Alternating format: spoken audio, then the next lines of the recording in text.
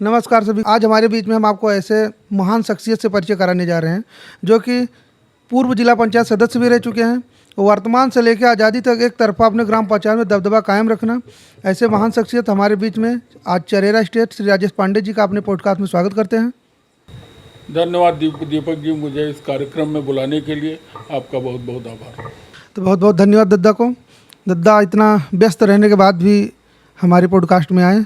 तो आज बात करते हैं। आज हम दद्दा के उन संघर्षों के बारे में जानेंगे, बचपन से लेकर अब तक जो कठिन परिश्रम करके इतना मुकाम हासिल किया है, उसका अनुभव आप लोगों के समक्ष साझा करेंगे। तो चलिए बात करते हैं इसी क्रम में। तो दद्दा, सबसे पहले अपने बचपन के बारे में हम लोगों को थोड़ा बताइए। बचपन में जो है हम लोगों की शुरुआती पढ़ाई लिखाई से लेके चले, पढ़ाई लिखाई के बारे में बताऊँ। हमारा यही सहजोत में मेरी दादी थी, उन्होंने एडमिशन कराया। हमारा उनका थोड़ा इमोशनल वो था, हम उनको ज़्यादा मानते थे, तो उन्होंने हमारा एडमिशन यहीं कराया। उसके बाद थोड़े दिन बाद मैं लखनऊ गया पढ़ने। मेरी शुरुआती शिक्षा लखनऊ में हुई। उसके बाद हम चले आए फिर गोंडा में हमने इंटरमीडिएट किया, जीआईसी का गवर्नमेंट कॉलेज गोंडा से। उसके बाद फिर हम इंटरमीडिएट के लिए चले गए जमुना कृष्ण कॉलेज इलाहाबाद। इलाहाबाद में जो है हमने फिर इलाहाबाद में जमुना कृष्ण से इंटरमीडिएट किया। इंटरमीडिएट करने के बाद मैंने सीएमपी डिग्री कॉलेज में एडमिशन कराया, जो है बीएससी में। उसी बीच हमारे पिताजी का एक्सीडेंट हो गया। उन परिस्थितियों में मैं लौट के फिर गोंडा आया। गोंडा आने के बाद फिर हम भी उस समय बीमार हो गए थे, 6-7 महीने। उनके बीमारी और हमारे बीमारी का दौर चला। फिर जब हम ठीक हुए तो जो है फिर एडमिशन मैंने नज़दीक के नाते एडमिशन कराया। मैंने लखनऊ में यूनिवर्सिटी में एडमिशन कराया। वहाँ से मैंने बीए किया, एमए किया। उसके बाद जब घर लौट के आए तो यहाँ हमारे भाई दादी का इच्छा, उस समय हम लोग पुराने टाइम की बात है, बहुत समय गुजर गया, हर समय की परिस्थितियाँ अलग अलग रहती हैं। पहले लोग होते तो आज हम लोगों की तरह तो नौकरी कर लेते, लेकिन नौकरी का कोई माहौल नहीं था। दादी की इच्छा थी कि सब लोग घर पे रह के अपना काम काज करें, बिजनेस करें, उसको आगे बढ़ावें। जैसे दद्दा, आपने अपने करियर को ध्यान में न देके, जैसे आपने परिवार के डिसीजन के हिसाब से आपने अपना करियर छोड़ दिया, घर पे रहने का निर्णय लिया। तो यह निर्णय जैसे उस समय कितना सही साबित हुआ, कितना गलत साबित हुआ, इसके बारे में हम लोग जानेंगे। आप उस समय अपने करियर को दांव पे लगा के परिवार के साथ में रहना शुरू किया। तो जैसे इसमें जाहिर सी बात है, आपके पास में बहुत सारी अपॉर्चुनिटीज़ रही होगी। आप इतने बड़े फील्ड में आते हैं, आप किसी भी फील्ड में जा सकते थे, लेकिन आपने परिवार के साथ में रह के परिवार की सेवा करना शुरू किया, जनता की सेवा करना शुरू किया। तो इसी के बारे में हम लोग कुछ जानेंगे। शुरुआती सेवा घर से ही शुरू होती है। जो घर में लोगों का घर को ठीक से चलाता है, घर में सेवा भाव कर लेता है, वही बाहर भी कर पाता है। हम लोगों की दरअसल यहाँ घर से ज़्यादा बाहर के लोग भी हमको उसी तरह मानते थे। जैसे हमें लगता था किसी घर में हम बैठ जाएं तो मुझे लगता था मेरा घर ही है। मैंने कभी किसी को अलग नहीं माना, सारे लोगों को अपना मानते हुए फिर एक जीवन चला। उसी में फिर सामाजिक जीवन में हमारे यहाँ इलेक्शन कोई नहीं लड़ता था, चुनाव नहीं लड़ता था कोई। पिताजी थे तो उनके टाइम में दादी थी, जो चाचा जी लोग थे उनके टाइम में निर्विरोध होता रहा। हम आए तो मान लीजिए प्रधानी वर्धानी का चुनाव, ये सब निर्विरोध ना होके सब में इलेक्शन होने लगा। समय के साथ चीज़ें बदली और मैं जिला परिषद भी लड़ा, जिला परिषद चुनाव जीता, लोगों के सेवा करने का अवसर मिला। सब लोगों के प्रेम भाव से सारे लोगों ने मुझे एक तरफा वोट दिया। पूरे जिले में मैं सबसे ज़्यादा वोट से चुनाव जीता। ये मेरी एक अपॉर्चुनिटी रही और मेरा ये भगवान की इच्छा रही। ये मेरा एक अचीवमेंट रहा कि पूरे। हाँ, अब ये ज़रूर है कि भाई परिस्थितियों के साथ चीज़ें बदलती गईं। मैं चुनाव, जैसे पिताजी का देहांत हो गया, उसके बाद मैं चुनाव नहीं लड़ा किन्हीं परिस्थितियों में, और ऐसी चीज़ें बढ़ती गई धीरे धीरे करके। जो हम लोगों के टाइम का राजनीतिक माहौल था वो दूसरा था, और इस 10-15 सालों में तमाम चीज़ें बदल गई। सारी चीज़ें पैसे रुपए पर हो गई। हम लोगों में भी अपना जो है अपने हिसाब से काम धाम करना शुरू किया, फिर बिजनेस भी करना शुरू किया, खेती पाती को संभाला, फिर ऐसे करके समाज में जिसका काम लगे उसके मदद शहादत के लिए पहले भी तैयार रहते थे, आज भी तैयार है। लेकिन जैसे हमको ये बताइए कि आप इतनी बड़े फील्ड में थे, आपको कहीं ऐसा नहीं लगा कि हम किसी भी फील्ड में जा सकते थे, लेकिन आपने जो सेवा भाव चुना जनता के बीच में उतरकर, तो आपके मन में कभी ऐसा नहीं लगा कि काश अगर हमने ये फील्ड ना चुनी होती, हम किसी सेक्टर में जाके वहाँ पे अपना नाम रोशन कर सकते थे, फील्ड में जाके अपना झंडा गाड़ सकते थे, आप किसी भी ऊंचाइयों पे जा सकते थे, कोई कमी नहीं थी, लेकिन आपने राजनीति ही चुना। जनता की सेवा करना ही क्यों चुना? सब लोगों को अपने जीवन का एक उद्देश्य होता है। धर्म कर्म से भी आदमी नाम कमा लेता है, लोगों के सेवा भाव से नाम कमाता है। अपने नाम जो है आगे बढ़ाने का एक माध्यम है, ये समाज सेवा कह लीजिए। नहीं किसी लाइन में आपको बढ़ना है तो हमने समाज सेवा की लाइन को चुना। इसी से लोगों की आप मदद शहादत, जब आपका नाम रहेगा, गांव रहेगा, तब आप जाएंगे, लोग आपको पहचानेंगे। उसका राजनीति में पद परवाने का, इन सब चीज़ों का एक अच्छा तरीका है। राजनीति मतलब लोगों की मदद करने का एक माध्यम है, आपके पास कोई पद होना चाहिए। जैसे दादा, आज के ज़माने में किसी को 100% संतुष्ट कर पाना संभव नहीं है, लेकिन फिर भी आपने जनता भाव चुना, आप लोगों के बीच में आए, अपने परिवार को समय ना देके जनता को इतना सारा समय दिया। कोई भी फंक्शन होता है, आपने सबसे पहले जनता को चुना, चाहे दिन हो चाहे रात हो, आप जनता के लिए 24 घंटे अवेलेबल रहे। परिवार का एक कीमती समय होता है। रात में अगर कोई आ गया 7 बजे के बाद में, तो परिवार को भी टाइम देना बहुत ज़रूरी है। जैसे आज के जन्म आपने इन सब का परवाह न करके आपने जनता को वो समय दिया। तो दादा, सुख में तो सभी के साथ में सब कोई रहता है, लेकिन आपने देखा दुख में भी किसी के घर कोई दिक्कत होती है, सबसे पहले आप पहुंचते हैं। कोई भी दिक्कत हो, आप उसको आश्वासना पूरी देते हैं कि कोई दिक्कत होगी हम आपके साथ में हैं। किस त्याग भाव से आप वहाँ पे पहुँच कर लोगों की मदद करते हैं, क्या प्रेरणा रहती है आपकी दस जी आप रहते हैं, तो इसके बारे में थोड़ा सा बताइए हमें। कि दीपक जी, बड़ा बढ़िया क्वेश्चन आपने पूछा। ये जो है भाई, जो अपना परिवार है वो तो रजिस्टर्ड परिवार है, और जब आप लोगों को सबको अपना परिवार मानेंगे तभी ये भावना आपके अंदर पैदा होगी। दीपक जी, अभी आप लड़के हैं, ये भावना पालना है। तो लोग, जैसे आपने मुझसे पूछा कि भाई ये भावना, आप प्रेरणा आपके, ये सब ईश्वर की प्रदत्त होती है।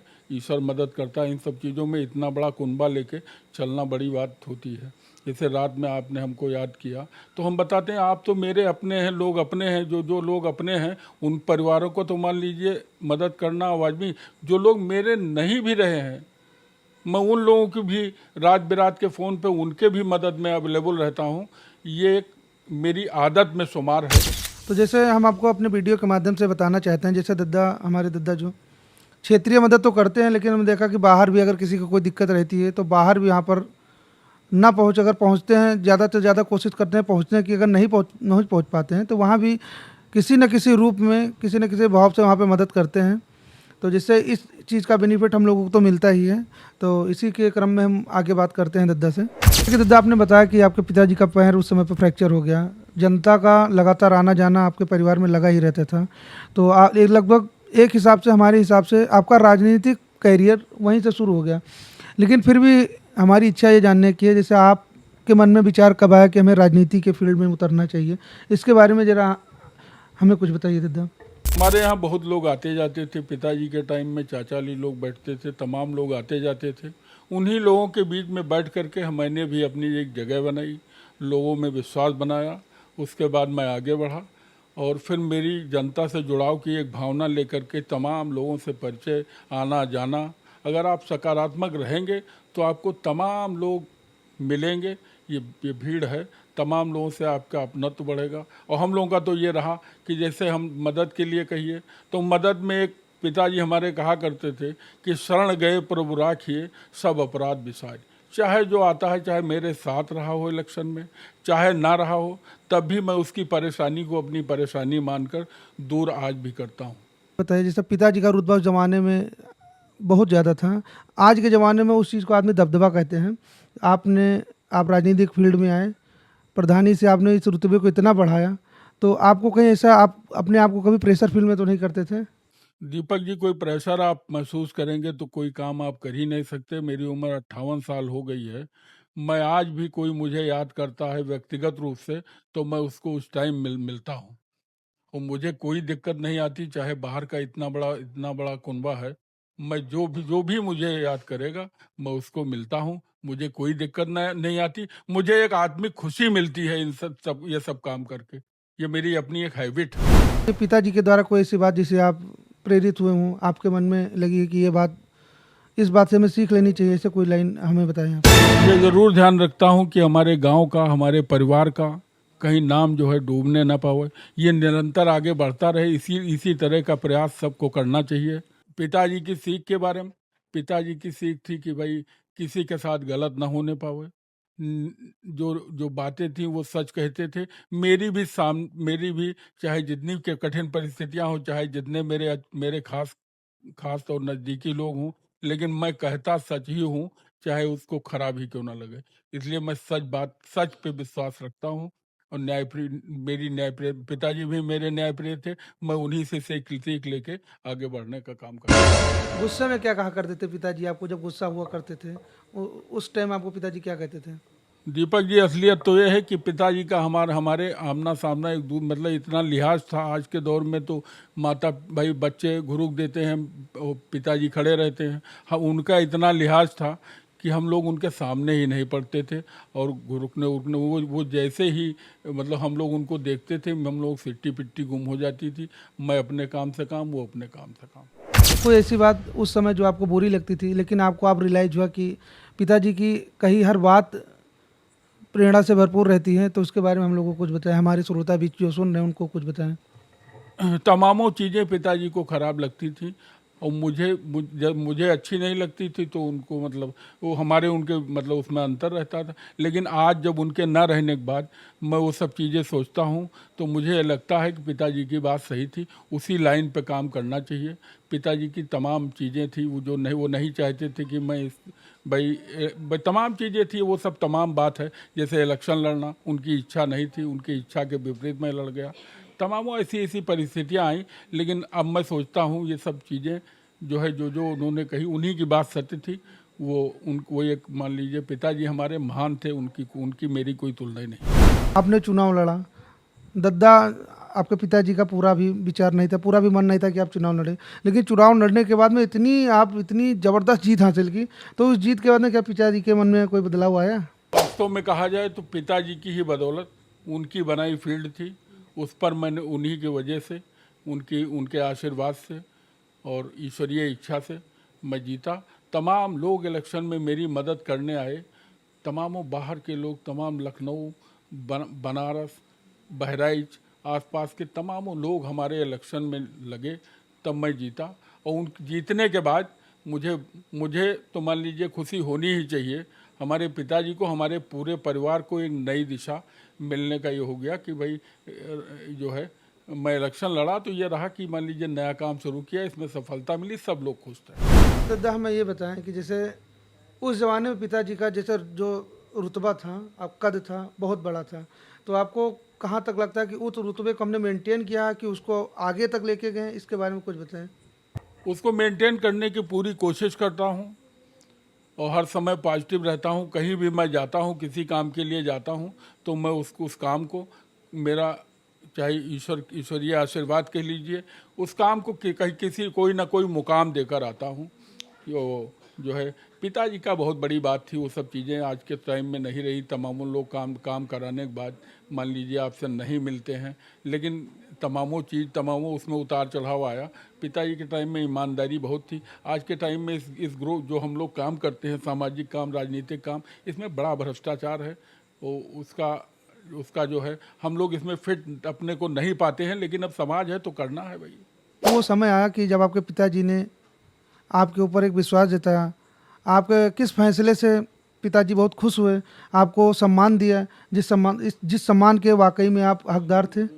चुनाव के पहले पिताजी की इच्छा ये रही कि चुनाव मैं न लड़ूं। लेकिन जब उन्होंने मेरी इच्छा देखी, सारे लोग और घर में हमारे लोग कुछ पॉजिटिव हुए इस हमारे डिसीजन पे। मेरी एक गलत आदत है, मैं डिसीजन ले ही लेता हूँ। डिसीजन मैं ले ही लेता हूँ। तो भाई मान लीजिए, तो बड़े लोग हैं, इनको लगता है कि भाई पीछे कैसे चला जाए।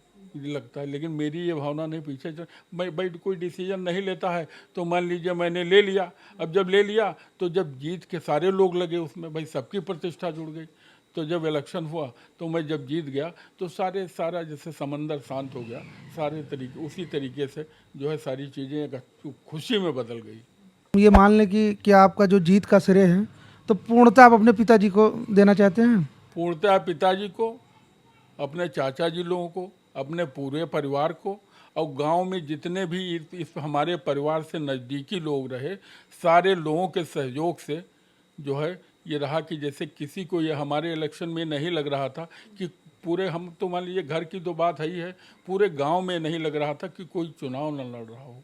गांव में 10 भाई जो बैठा है अपने घर में, वो 10-5 लोग बैठ करके बात करते थे इसी के बारे में। तो ये धीरे धीरे करके तब ये स्थिति आई कि मैं बहुत वोटों से जीता। पारिवारिक सपोर्ट कैसा रहा राजनीति में आने के बाद? परिवार का तो सपोर्ट मिला ही, पूरे इलाके का, पूरे गांव का सपोर्ट मिला, पूरे अपने जो सारे लोगों ने इसको अपना अपना मान के चुनाव लड़ा, तब मैं जीता। नहीं, अकेला चना भाड़ फोड़ सकता है, कुछ नहीं हो सकता अकेला करने से। दुनिया आपसे राय लेती है तो आप किससे राय लेते हैं? हाँ, कहीं उलझन में फंसता हूँ तो अपने गांव के 4 बड़े बुजुर्ग हैं, अपने घर में जो बड़े बुजुर्ग हैं, किसी विषम परिस्थितियों में सबसे राय लेके तो जो चीज़ निकल करके आती है उसमें हम अपनी एक अच्छी चीज़ ऐड करके उससे आगे बढ़ाते हैं उस काम को। जैसे दद्दा इतने बड़े पद पर हैं लेकिन कोई भी ऐसी भावना नहीं है कि इतना बड़ा पद पर है तो हम इनको ये नहीं देखेंगे। दद्दा जाते हैं, बड़े बुजुर्गों से मिलते हैं, उनको वही आदर वही सम्मान जो पहले देते थे वो अब भी देते हैं। तो यही सब भावनाएं हैं जो दद्दा को इतना बड़ा बनाती हैं। तो इसी क्रम में दूसरा सवाल पूछेंगे। आज की जनरेशन है बहुत ज़्यादा बिजी है, तो उस जनरेशन को आप क्या मैसेज देना चाहेंगे? जिस हिसाब से जनरेशन आज कोई सोशल मीडिया की तरफ भग रहा है, कोई कहीं भग रहा है, जैसे जो यंग जनरेशन है जो 25 साल पे भटक जाते हैं, उनको यही नहीं पता कि हमें करना क्या है। तो जैसे कोई छोटा सा मैसेज जो देना चाहते हैं हमारे पॉडकास्ट के माध्यम से। मेरा ये नवयुवकों के लिए संदेश है, 25-26 वर्ष या 20 से 25 वर्ष ये जो स्टेज वाले लोग हैं, इनके लिए संदेश है, जब आप मान लीजिए बाहर कहीं जाते हैं तो उसमें आपको किस तरह रहना है इसकी सीख आपको लेनी पड़ेगी। और प्रथम सीख आपको, जब आप कोई काम करने जा रहे हैं तो उसमें जब आप अपने घर के गार्जियन कह लीजिए, पिता कह लीजिए, चाचा कह लीजिए, या आपके जो क्लोज लोग हैं, जब उनको आप उनके उनके उससे चलेंगे, उनकी सीख से चलेंगे तो आप आगे बढ़ेंगे। आप कहीं जाएंगे तो भटकेंगे नहीं। जैसे आप बाहर बाहर पढ़ने गए, आपने पढ़ाई नहीं की, आप घूमने पिक्चर देखने चले गए, नहीं आप जो है मोबाइल लिए देख रहे हैं। ये सब चीज़ें जब आप अपने पिता को याद करोगे तो आपको अपना उद्देश्य याद रहेगा, हमारे पिताजी ने किन परिस्थितियों में या हमारे गार्जियन ने किन परिस्थितियों में ला करके हमको यहाँ यहाँ भेजा। इलाहाबाद कह लीजिए, नहीं लखनऊ कह लीजिए, नहीं गोंडा कह लीजिए, जो जिस लेवल का है, प्रथम गुरु पिता होता है, या मान लीजिए जो गार्जियन है प्रथम गुरु वही होता है। उससे आपको सीख लेने की जरूरत है। उन्हीं के पद चिन्हों पे या उन्हीं के मार्गदर्शन में चलेंगे तो आपको सीख मिलेगी। आपके नज़दीक जो भी आपको मानने जानने वाले हैं उनको, या परिवार में आप जो चीज़ पूछेंगे तो उसका आपको सही रिजल्ट देंगे। उसको आप माने ना माने, नहीं मानेंगे तो आप भटक जाएंगे, मान लेंगे तो आगे बढ़ जाएंगे। टेक्नोलॉजी आ जाने से, जैसे पहले ज़माने में स्मार्टफ़ोन नहीं होते थे, स्मार्टफ़ोन आ जाने से ऐसे-ऐसे कौन से खेल हैं जो कि गाँव में खेले जाते थे, लेकिन नई-नई जो टेक्नोलॉजी आ गई उससे जो पुराने ज़माने के खेल थे वो सब गायब हो गए। मोबाइल फ़ोन आ गई, बच्चे फिजिकल खेल खेलते ही नहीं, सिर्फ़ दिन भर मोबाइल में ही लगे रहते हैं। तो ऐसे कुछ खेलों के बारे में बताइए जो कि इस टेक्नोलॉजी में, इस पीढ़ी में वो सारे खेल गायब हो रहे हैं, विलुप्त हो रहे हैं धीरे-धीरे। तमामों खेल विलुप्त हो गए। जैसे गुल्ली डंडा विलुप्त हो गया, खो खो लोग खेलते थे, कबड्डी का निरंतर वो होता था। लेकिन आज दीपक देखिए, दुनिया आगे बढ़ गई। भाई राष्ट्रीय खेल हाकी खेलते लोग, जो है ये क्या नाम, क्रिकेट खेलते, ये सब चीज़ें आ गई। इससे तो और आगे बढ़ने का मौका है। इसमें मन लगा के आदमी काम करे, इस लाइन में भी आगे बढ़ सकता है आदमी। टेक्नोलॉजी आ गई, टेक्नोलॉजी को आप कहाँ तक देख रहे हैं? टेक्नोलॉजी से फ़ायदा है या नुकसान है? जैसे पहले टेक्नोलॉजी नहीं थी तो लोग साइकिलिंग का इस्तेमाल करते थे, जितना ज़्यादा साइकिल चलाते थे तो उतना ज़्यादा वो फिट रहते थे। जैसे अब लोग साइकिल को छोड़ के मोटरसाइकिल के ऊपर आ गए हैं, तो गांव में भी जहाँ पर कभी कभी होता था शुगर के 1-2 मरीज निकलते थे, अब गांव में भी ज़्यादा बढ़ रहे हैं। आपको देख लीजिए, आप इतना बिजी रहते हुए अपने फिटनेस का कैसे ध्यान रखते हैं? अपने फिटनेस के बारे में बताइए कुछ।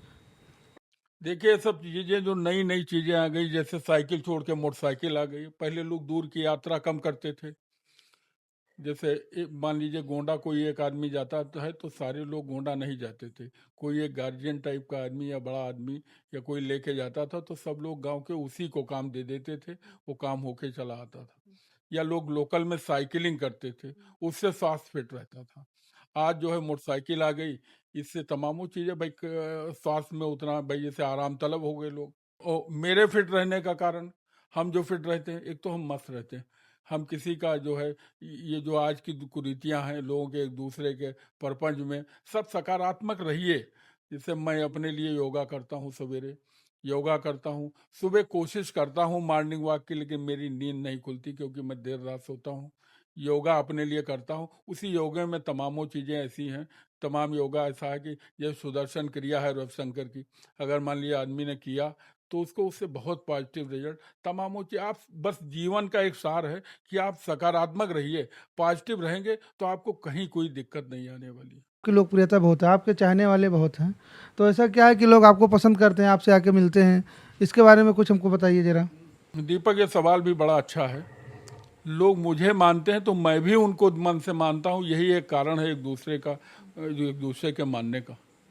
सफल व्यक्ति के पीछे एक औरत का हाथ होता है, तो उस सफलता का राज आप किसको देना चाहते हैं? बचपन में मेरा लगाव, जो बचपन कह लीजिए, बिल्कुल बचपना जैसे शुरुआत से ही हम लोग दादी के सानिध्य में रहे। और जो मैंने सीखा भाई, जैसे परिवार में जो बड़े बुजुर्ग थे उनका लिहाज था, उनसे कोई मन की बात नहीं होती थी। लेकिन जो मैंने सीखा वो अपने दादी से बढ़ने की चीज़ें सीखी, और जो मुझे उन्हीं से प्रेरणा मिली। बाद में मान लीजिए मेरी पत्नी है, तो भाई जब परिस्थितियाँ पड़ती गई, परिस्थिति जैसे मैं राजनीति में आ गया, तो राजनीति में मेरा कोई टाइम निश्चित नहीं था। मैं गोंडा में रहता था बच्चों को पढ़ाने वढ़ाने के लिए, तो राजनीति मेरा कब मुझे गांव आना पड़े, कब किसी के मदद की, तो ये सब चीज़ें उन्होंने भी झेला। तमामों उसमें परिस्थितियाँ आती कि परिवार नहीं, सारे लोगों को लेके चलना है। उस हिसाब से जब आप सोचेंगे तो आप हर समय रात बिरात दिन जब आप चाहेंगे तब आप खाली हैं लोगों के लिए काम करने के लिए। राजनीति में पत्नी का और योगदान बता दें, जब घर में रह के पत्नी सारी चीज़ संभाल लेती है तो राजनीति में तब और चीज़ें सब चीज़ें अच्छी लगती हैं। तब मैं बाहर भाई राजनीति तब आप कर सकते हैं जब घर में आपके माहौल अच्छा रहे, घर में आपके आने पर या किसी को आप लेके आए तो सब माहौल अच्छा रहे, वो भी चीज़ें आगे बढ़ाती हैं। पत्नी भी एक तरह से है ना, इसमें आगे बढ़ाने में पत्नी का भी रोल रहता है। आजकल आदमी के पास में पैसा आने के बाद में घमंडी टाइप का हो जाता है, या फिर पैसा आ गया तो किसी को सम्मान देना भूल जाता है। लेकिन आपके पास में सब कुछ है, भगवान ने उसको पहले से ही सब कुछ दे रखा है, लेकिन फिर भी आप इतना ज़मीनी लेवल से जुड़ी रहे, इसके बारे में कुछ बताएं। आपको कभी क्या ऐसा नहीं लगा कि हमें पैसा आने के बाद में लोगों से जुड़े रहें? इसके बारे में कुछ बताएं हम लोगों को। दीपक जी, आपने सवाल किया कि पैसा आने के बाद लोग जो है घमंड हो जाता है या उनके अंदर चेंज आ जाता है। कुछ लोग ऐसे होते हैं जिनका समय अभाव होता है, मान लीजिए वो आपको समय उतना नहीं दे सकते। कुछ लोगों के अंदर वास्तव में पैसे का घमंड होता है। तो नए लोग हैं जिनके पास पैसा आ गया, उन्होंने नहीं देखा है उतना पैसा, तो उसमें उनको विनम्र रहेंगे। अगर वो पैसा होने के बाद अगर कोई विनम्र रहे तो फिर उस पैसे का मतलब है। घमंड आ गया तो फिर मतलब लॉन्ग टाइम नहीं चलेगा। लोगों के पास में नया नया पैसा आता है तो आप शो ऑफ करना शुरू करते हैं, नई मोबाइल, नया चैन, नई मोबाइल, ये सब लाना शुरू करते हैं लोगों को दिखाने के लिए। लेकिन आप उस चीज़ को आप अपने स्तर से किस तरह से देख रहे हैं, इसके बारे में हम लोगों को कुछ बताएं। दीपक जी, आप अगर ये मान के चलिए सबके लिए लागू होता है, आपका अगर फाइनेंशियल स्थिति मजबूत है, वो तो आप अपना जानते होंगे कि भाई किसका सामाजिक मतलब पैसे रुपए से कितना कौन मजबूत है, ये तो जो जिसके पास है वही जानता होगा। हम लोग कभी इस दुनिया में रहे नहीं, पैसा कमाने के बारे में कभी हमने विचार किया नहीं, हम साधारण तरीके से रहे। मेरे पास भगवान दया से वैसे ही जो चीज़ लोग बनाते हैं वो चीज़ मेरी मौजूद है, तो मुझे कुछ ज़्यादा घमंड उमंड ये सब चीज़ें, ज़्यादा पैसे वैसे वाली मेरे पास कोई बात नहीं अपने लिए। लेकिन जिनके पास आ जाता है और अगर वो लॉन्ग टाइम रखना है तो उसके लिए उन्हें बहुत ही संयमित रहना होगा। अगर मान लीजिए 10 रुपये आप कमाते हैं और 8 खर्चा कर देते हैं, 9 खर्चा कर देते हैं, 10 खर्चा कर देते हैं, तो निश्चित है कि आप एक दिन धरातल में नीचे चले जाएंगे। इसके लिए संदेश है कि जो है लिमिट में, भाई मान लीजिए आपके पास मान लीजिए 1 लाख रुपए है, तो उसमें आप 50,000 खर्च कर दीजिए। 50 भाई वो तो आपकी लिमिट है, जितना आप बना के चलिए। तमामों लोग इसी बहकती दुनिया में बहाव में बह जाते हैं। वो भाई कर्जा लेके खर्चा कर देते हैं, तो उनकी कौन सी बात भाई। तमामों का अपना अपना नेचर है, लेकिन जो स्टेबिलिटी है वो इसी में है कि आप 100 कमाएं तो 50 बचाएं। पैसे से बदलाव आता है कि नहीं आता है? जैसे पैसा आने के बाद में कौन से बदलाव जरूरी है, कौन से बदलाव नहीं है, उसके बारे में कुछ बताएं हम लोगों को। पैसा आप मान लीजिए इस समय तो पैसा ग्रीस का काम कर रहा है। हम लोग जब चुनाव लड़े, उसका मैं याद करता हूँ, हम लोग खाली 10-20 हज़ार 25 हज़ार में जिला परिषद का चुनाव मैं जीत गया था। लेकिन लोग मुझे मानते जा। सबसे बड़ी चीज़ है आपका व्यवहार, आपका बातचीत, आप लोगों से किस तरह मिलते हैं। सबसे महत्वपूर्ण यह है, पैसा उसी में ग्रीस का काम करता है। पैसा सेकेंडरी है, पैसा कोई प्राथमिक वो नहीं है कि आपके पास पैसा हो तो आप सब चीज़ पा जाएं। नहीं तो टाटा बिरला MP MLA और मिनिस्टर और प्रधानमंत्री हो जाते। में पैसा है, पावर है, सम्मान है, खुशी है, लेकिन सवाल हमारा यह है कि पैसे से पावर आती है या पैसे से खुशी आती है? पैसे से सब चीज़ें नहीं हो सकती। पैसे से आप कहीं मान लीजिए आपके पास बिल्कुल पैसा नहीं है, ज़रूरत भर का पैसा होना बहुत ज़रूरी है। पैसा जैसे हो गया तो आप मान लीजिए कहीं मूवमेंट के लिए पैसा, जैसे आपको गोंडा जाना है तो मान लीजिए आप बसी से जाते हो तो तब भी आपके जेब में कुछ खर्चा के लिए, कुछ आपको गोंडा पहुंचने के लिए। पहले जो है पहले बिना पैसे के काम चल जाता था, अब चीज़ें बदली हैं तो पैसा ग्रीस का काम करता है। पैसा आपके आने भाई आपके पास पैसा होना ज़रूरी है, ये निश्चित है। ऐसा क्या है कि लाइफ में जब पैसा आता है, पैसा आने के बाद आप फिजूल खर्ची नहीं करते हैं तो ठीक है। और मान लीजिए पैसा आ जाए तो आप अपना रहन सहन कराओ, अपने बड़े बुजुर्गों को अच्छे वस्त्र पहनाओ, या अपनी जो उन लोगों की कामना है उसको पूरी कर दीजिए, तीर्थ यात्रा कराइए, ये सब चीज़ें कीजिए। पैसा तो आवश्यक है ही। ऐसी कौन सी 3 जगह जहाँ लड़कों को जाना चाहिए आपके हिसाब से? जी उसे आप बखूबी जानते हैं। शिक्षा के लिए स्कूल, उसकी निरंतरता बनाने के लिए भाई पढ़ाई के लिए लाइब्रेरी, और व्यायाम के लिए जिम। मानसिक विकास के लिए आप मंदिर जाइए। मंदिर में आपको शांति मिलेगी और भगवान में लीन होकर के अपनी जो चीज़ें आप मांगेंगे वो आपकी भगवान पूरा करेगा। हमारे हिसाब से मंदिर, स्कूल, जिम, इन 3 जगह पे आदमी को जाना ही जाना चाहिए। अगर मान लीजिए आप नौजवान हैं तो आपको इसमें बराबर जाना चाहिए, और बुजुर्गों को जो है मान लीजिए ज़्यादा वृद्ध हैं तो उन्हें मंदिर जाते ही हैं, सब जाते हैं, मंदिर जाना चाहिए। जिससे मान लीजिए मंदिर से तमामों चीज़ें मिलती हैं। वो सब चीज़ें व्यक्त नहीं की जा सकती कि मंदिर जाने पे क्या मिलता है। मंदिर जाने पे ईश्वर का तमाम आशीर्वाद मिलता है। कोई लाइफ अचीवमेंट जिसे पाने के बाद में आप बहुत खुश हुए हों, उसके बारे में? जनता के बीच में सम्मान मिलता है, इसी में मुझे खुशी मिलती है।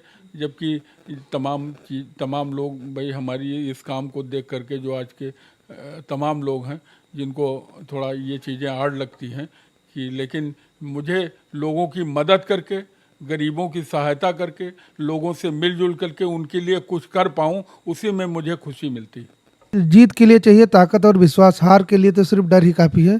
तो दादा ये बताइए, जैसे आपने अपने ग्राम पंचायत पर एक तरफा दबदबा कायम रखा इतने सालों से, तो जैसे क्या ऐसा आपको अलग बनाती है कि जनता ने सिर्फ आपको ही चुना? इतने सारे ओपोनेंट थे आपके सामने, जनता ने उनको ना चुन के सिर्फ आपको ही बार बार चुना, इसके बारे में कुछ बताएं हम लोगों को। एक तरफा जीत का राज ये है, अभी मैंने इसके पहले भी जिक्र इसका किया है, कि आप अगर किसी को हार्डली मानते हैं तो आपसे अलग कभी नहीं होगा।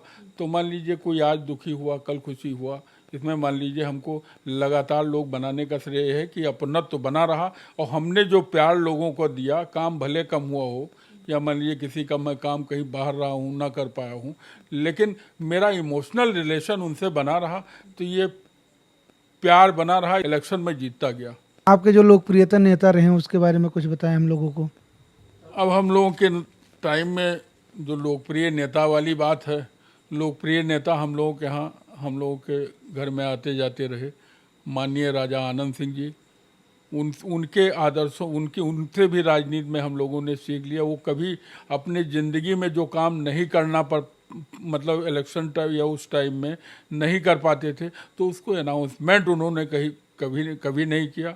जो उनको कर पाना, तमामों कार्यकर्ता, एक बार यहाँ पे इलेक्शन लड़ रहे थे, गन्ने का कांटा यहाँ रामापुर में लगता था, उस समय हमारे पिताजी थे उनके साथ, वो मतलब आते थे तो हमारे पिताजी से प्रभावित रहते थे। यहाँ आकर के हमारे कटरा में जब आते तो बिना हमारे पिताजी से मिले वो जाते नहीं थे। उनका उनका जो है जुड़ाव था। तो एक बार गन्ने काटा हुआ, पूरे इलेक्शन एमपी का लड़ रहे थे राजा साहब, यहाँ पे चुनाव हुआ तो लोगों की इच्छा ये थी कि रामापुर का कांटा लग जाए गन्ना। और आनंद सिंह जी उस समय जो है गन्ना विकास के चेयरमैन थे, वहाँ लखनऊ में जो है अध्यक्ष थे, तो वो चाहते जो हो जाता गन्ने में। लेकिन यहाँ पे लोगों की इच्छा थी, लोगों ने कहा कि जो अगर गन्ने का कांटा लग जाएगा तो 7-8 हज़ार वोट बढ़ जाएगा। लेकिन राजा साहब पिताजी ने ये बात उनसे कही तो उन्होंने कहा आप महाराज अनाउंस कर दीजिए, तो इससे आपका इलेक्शन में जो है तमाम वोट बढ़। तो कहीं कि पांडे जी ऐसा है कि अनाउंस वो बात हम लखनऊ जाके उसके लिए प्रयास करेंगे, तब मैं अनाउंस करूंगा। लेकिन जो है तो कहीं यही कह दीजिए कि जो है इसको मैं कोशिश करूंगा। हाँ, कहीं ये बात मैं कर सकता हूँ, लेकिन झूठा अनाउंसमेंट नहीं कह सकता हूँ कि वो गन्ने कांटा लग ही जाएगा। तो उन्होंने फिर लोगों की इच्छा के उसमें ये ज़रूर कहा कि जो है गन्ने का कांटा मैं प्रयास करूंगा। यहाँ गन्ने का कांटा बाद में लग भी गया, तो उनका वोट भी बढ़ा उससे। तो मैं इन्हीं लोगों से सीखता हूँ जो झूठ और फरेब के तरीके से राजनीति नहीं करते। तो इसलिए मेरे आदर्श राजा आनंद सिंह हैं और मेरा पारिवारिक संबंध आज राजा भैया भी हैं, कीर्तिवर्धन सिंह जी माननीय राज मंत्री केंद्र सरकार, वो भी हैं, मेरा उनसे भी संबंध है। और जो है उनसे भी, वो भी एक आइडियल हैं अपने आप में, उनसे भी सीखने को मिलता है। लेकिन आदर्श राजा आनंद सिंह जी। जैसे आपका इतना बड़ा राजनीतिक पैठ रहा, तो आपका फ्रेंड सर्कल कैसा रहा, उसके बारे में कुछ बताएं हम लोगों को। दीपक जी, क्वेश्चन ये भी अच्छा है। हम लोगों के साथ के जो है तमामों पढ़े लिखे लोग IAS हो गए, तमामों गांव में हम लोगों जैसे खेती कर रहे हैं, राजनीति कर रहे हैं, कुछ लोग ठेकेदारी में लग गए, बड़े बड़े पदों पे भी हैं। तो इसी का लाभ, जैसे आपने कहा कि आप जहाँ चाहते हैं काम करा लेते, तो वही लोग तो हैं जहाँ पे मैं जाता हूँ, कुछ उन्हीं के संपर्क के लोग या उनसे रिलेटेड लोग या हम लोगों से रिलेटेड लोग, मान लीजिए इसी से काम आगे बढ़ता, इसी से जो है सारे काम जो सोचता हूँ काम आगे बढ़ता जाता है। और लास्ट में चलते चलते दादा हमको खेती के बारे में बता दीजिए।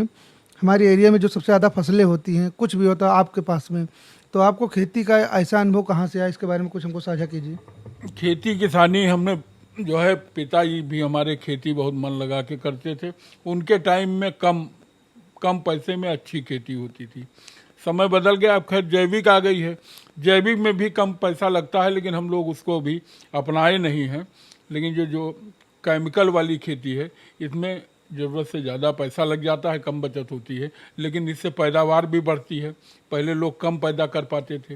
और जहाँ तक सामाजिक संदेश की बात है, आप देख लीजिए पुराने टाइम में जो लोग खेती करते थे उनके स्वभाव में ले लीजिए, आज जो लोग बाहर, तमाम लोग आप देखिए कि गांव में बम्बई, दिल्ली, पानीपत, हरियाणा कमाने जाते हैं, उनके पास घर पर ही संसाधन है, अभी 2-4 गाय रख के आदमी, और सवेरे अपना जो है खाद का भी इंतजाम हो जाता है, अपनी खेती करे। वो दिमाग, वो जो खेती करता है, मेरा मानना है कि उसका दिमाग शांत रहता है और शांत दिमाग ही आदमी को आगे बढ़ाता है, यही है। और खेती तो मेरी हॉबी है, उसमें मैं जितना अच्छा कर पाता हूँ करने की कोशिश पूरी करता हूँ। इसलिए मेरा ये है कि लोग खेती करें, आगे बढ़ें। खेती के बारे में बातें हो रही, तो हम ये जानना चाहेंगे जैसे ऐसी कौन सी फसल है जो कम से कम समय में हो जाएंगी और ज़्यादा प्रॉफिट देंगी।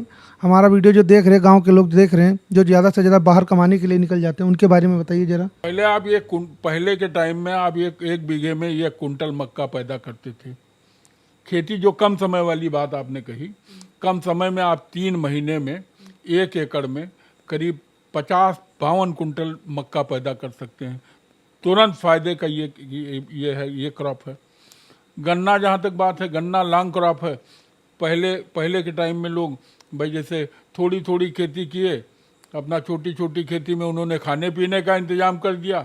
और शादी विवाह के टाइम में जो पहले लोग करते थे, शादी विवाह के लिए उन्होंने जो है गन्ने का इंतजाम, गन्ना बो दिया। गन्ने में साल में आपको इकट्ठा, मान लीजिए आपने 5 बीघा बोया तो 50-60 हज़ार रुपये आपको इकट्ठा मिल गया। पहले के टाइम में आपने मान लीजिए 10 बीघा बो दिया तो 1 लाख रुपए आपको एक मुश्त मिल गया, क्योंकि वो पर्ची से आता है, बैंक द्वारा आता है, तो सब इकट्ठा आपने निकाला तो आपको एक मुश्त रकम मिल गई। उसके लिए इंतजाम रहता था। और जो छोटी खाने पीने वाला इंतजाम, आदमी जैसे 2 बीघा उसने गेहूं बो दिया, 5 बीघा ये धान बो दिया, इस सब टाइप का काम आदमी खाने पीने से, और घर चलाने के लिए, आगे बढ़ाने के लिए, अपने मान लीजिए शादी ब्याह कार्यक्रम के लिए उसने गन्ना बो दिया। नहीं कोई बड़ा कार्यक्रम करना है तो उसके लिए उसने गन्ने उन्ने मेन क्रॉप थी। अब आज के टाइम में जैसे केला आ गया लॉन्ग क्रॉप में, उससे आप ज़्यादा कुछ पा सकते हैं, गन्ने से भी ज़्यादा पा सकते हैं। एक तमामों चीज़ें आ गई, जैसे हमारे ड्रैगन फ्रूट आ गया, जो आप, लेकिन उसमें ज़्यादा पैसा लगता है, वो बड़े के भाई पैसे वाले किसानों के लिए है। वो पैसे वाले लोग जो हैं वो खेती किसानी की तरफ जाना नहीं चाहते, इसलिए अभी देखिए हम लोग क्षेत्र में नहीं है। आप हरियाणा चले जाइए, राजस्थान चले जाइए, आप बाहर गुजरात चले जाइए, वहाँ तमामों खेती इस तरह की हो रही हैं, महंगी खेती, कि जो आप उसी से लोग खेती के बल पर लोग आगे बढ़ रहे हैं, करोड़पति बन रहे हैं। कुछ पॉडकास्ट के लेके अगर हमको आप कुछ सुझाव देना चाहते हो, कुछ बताना चाहते हो तो हमें ज़रूर बताइए, क्योंकि अभी इतना अनुभव नहीं, हम लोग भी नया शुरू किया, तो इसके बारे में कुछ हमको बताइए दादा। दीपक जी, आप जो भी काम करते हैं, मैंने देखा है बेटा कि तुम पूरे मन से करते हो। जैसे मैं क्रिकेट का टूर्नामेंट कराने देखता हूँ, उसको भी पूरे मन से कराते हो।